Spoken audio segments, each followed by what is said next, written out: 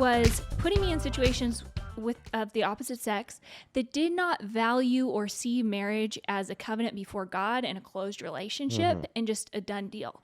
And it was weird because for the first time since us being married, I felt single.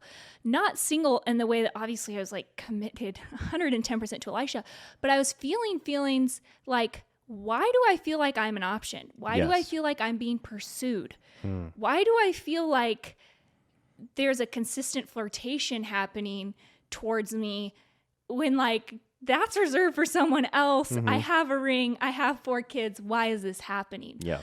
You know, why are these conversations happening outside my marriage? And when it was causing a lot of stress and Elisha's in my marriage, because I would come home and be like, this happened. It was weird. I don't know what's going on.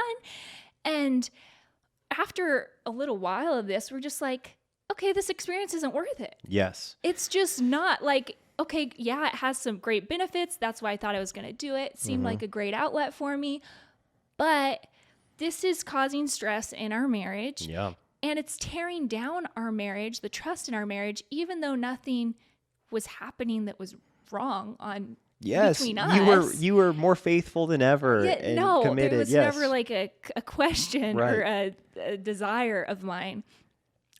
But it was a situation where when we sat down, we're like, we don't have to be subjecting ourselves to this. Yeah, exactly. And it's not even that we could have continued on in it. And we could have worked through it and been like, okay, well, there wasn't anything that, again, many, I think, probably healthy marriages are in these types of situations and they keep going through it. You know, well, again, I would just consider. But I'm not saying it wouldn't benefit their marriage if it was removed. I'm just saying the amount of affairs that do happen. I think a lot of people, like probably Elisha and I, we think, oh, we're never going to have an affair ever. Yeah. Obviously, like I can't even like think of that, so I'm just like saying it without even considering how big of a concept that is. But when you consider how many affairs happen, so many people think we're never going to have an affair in our marriage, and it happens.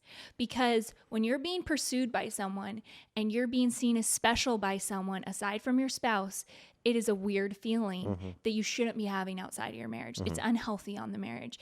And so maybe it's a work situation of someone you work with really closely. Maybe you're having all these bonding experiences with someone outside of your marriage. And it's just, I mean, we could talk about like friendships, and that's a whole other conversation. Yeah. But it's just, you're walking a fine line. And I think, like you said, the wise man foresees the evil and hides himself. The simple pass by and are punished. Yeah. And we don't want to put ourselves in situations where we think, oh, this is never going to happen to us. Yeah. We're strong enough, or our marriage is good enough, or whatever. When, our marriage, we care so much about our marriage, we're just going to get out of the situation. Yes. We aren't going to think we care so much about our marriage, the situation isn't going to affect us. That's right. And it was a sacrifice. What we were getting from, or what you were getting from this experience was beneficial in other areas of our life. That's why we were doing it. Yeah, absolutely. Because we're like, hey, this will benefit this over here, and then it'll help this. And so it's not like it was just this, oh, whatever, I don't care. Take it or leave it. It took a little while for us to be You're like, kind of like, you know what? The cons definitely outweigh the pros here when it comes to our marriage. And the cons, it was easy when we thought, wait a second, where is our marriage in relation to these other areas of our life that are being benefited by this thing that you're attending?